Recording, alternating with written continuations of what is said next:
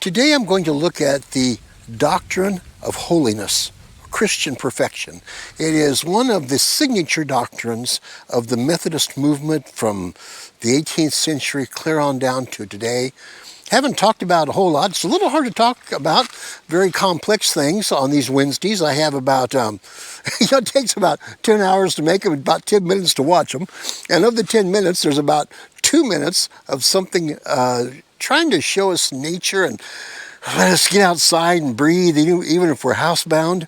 And then the last 8 minutes, I try to say one simple thing that's profound enough for us to chew on for the rest of the week.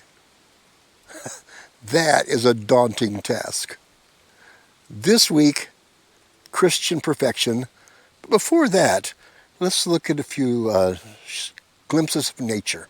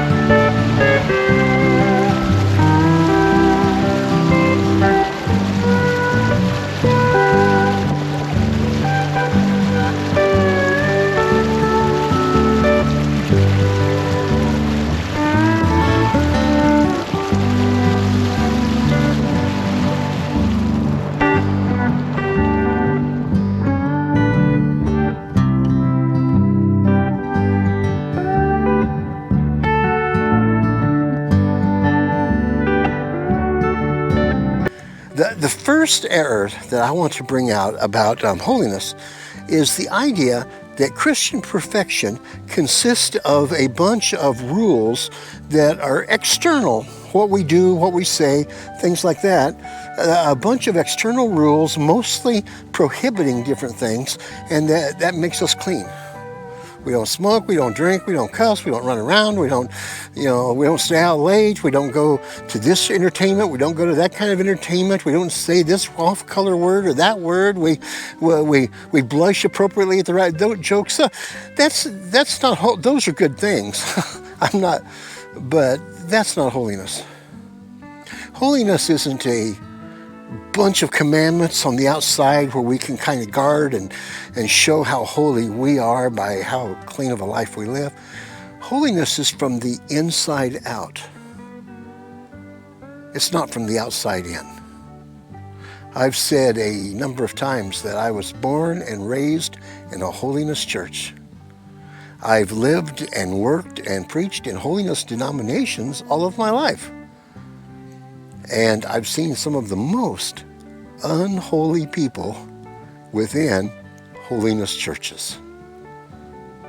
Probably because that's where I've been, so that's where I would see them. But partly because we confuse and think that the things we do or don't do make us holy. I mean, I don't know how many rules there are. I've been in places where, of course, smoke, drink, cuss, those things, but I've been in places where pizza was unholy and bowling was unholy and pool was unholy and any kind of game that you didn't have a little spinner dial on as you threw dice, that was unholy, that just so many different things and rules in so many different places. Playing loud games like football on Sunday afternoon, that was unholy because you need to play quiet games, and just so many rules.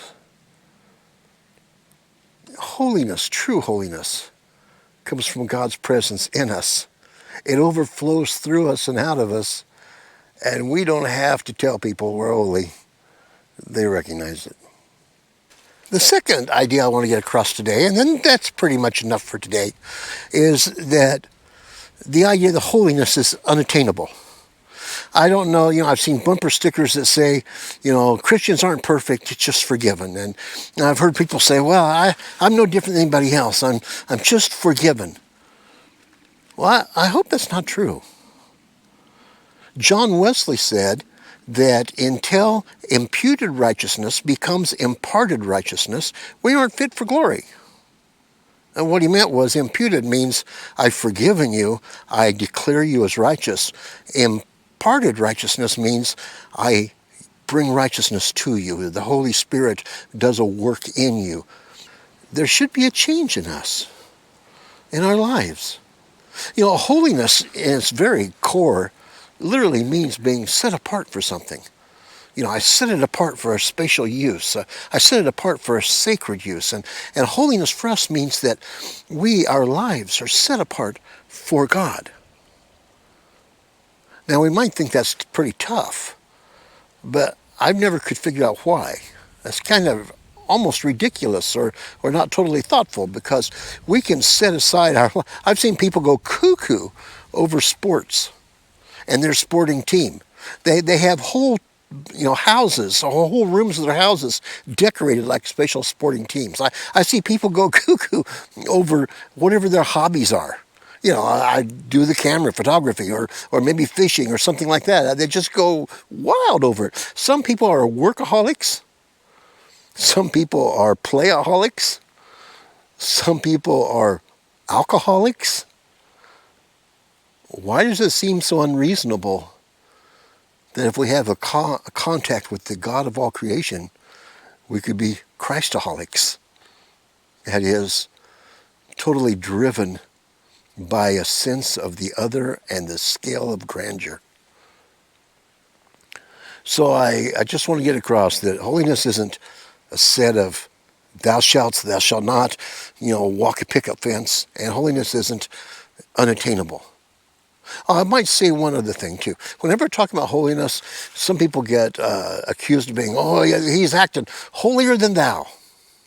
Well, whoever thou must be, I don't want to be holier than thou, nor do I care about that.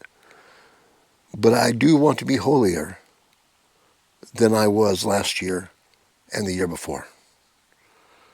I want to be holier with Christ than the me without Christ. That brings up a few things, enough to chew on for this week, How does holiness work in your life? Is it making a difference? Is God's presence making a difference in your life? And maybe in some weeks ahead, we'll talk about the who, what, when, where of holiness.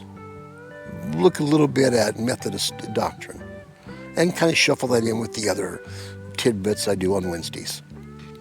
Well, the week is about half over. In a few days, we'll be able to worship with each other again at church, and I'm looking forward to that. In the meantime, may God bless you and watch over you and keep you thirsting for more of Him.